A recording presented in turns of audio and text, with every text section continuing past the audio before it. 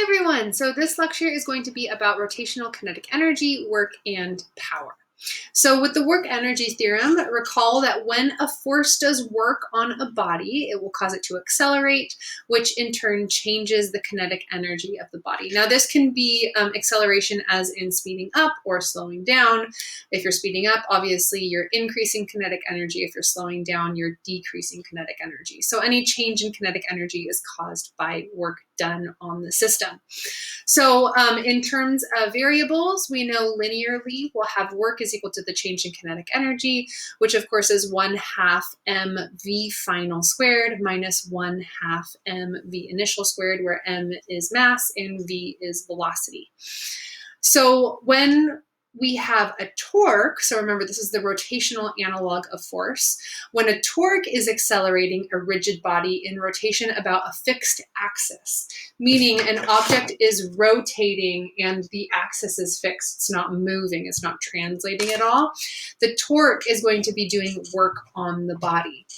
So therefore, the body's kinetic energy will change due to the work energy theorem. Now, of course, when we have something that's rotating, the kinetic energy equation is a little bit different.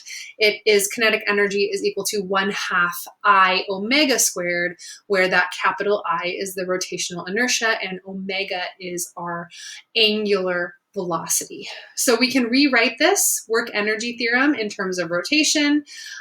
So we have our change in kinetic energy equals 1/2 I omega final squared minus 1/2 I omega initial squared, and that will be the work done on the system by that torque. And remember, I is rotational inertia, omega is angular velocity.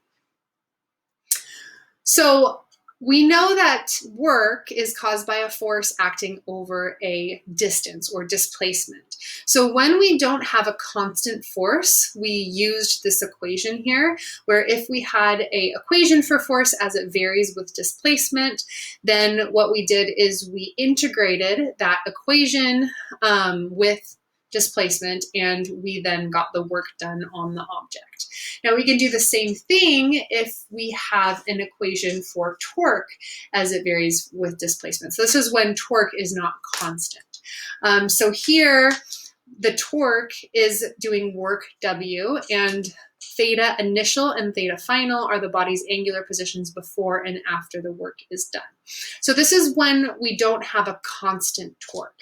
Now, if we do have a constant torque or a constant force, then of course we use FD, and then in the case of work, it was cosine theta. And then when torque is constant, we can use the rotational analog of this, which remember, rotational analog of force is torque, rotational analog of displacement is our angular displacement. So we end up getting work is equal to torque times our angular displacement, theta final minus theta initial. So that's another equation that we can use for work. Power, of course, we know is our change in work over change in time, or work done over time. And then we know that since work is force times displacement times the cosine of theta, displacement over time, of course, is velocity, which is where we get this force times velocity for the linear power. Now, of course, we can do the same thing for our rotational variables. And again, torque is the rotational analog for force, and angular velocity is the rotational analog for regular velocity. So we can get this equation for power as well, also work over time, but we can also use torque times angular velocity to calculate the power being supplied by an object.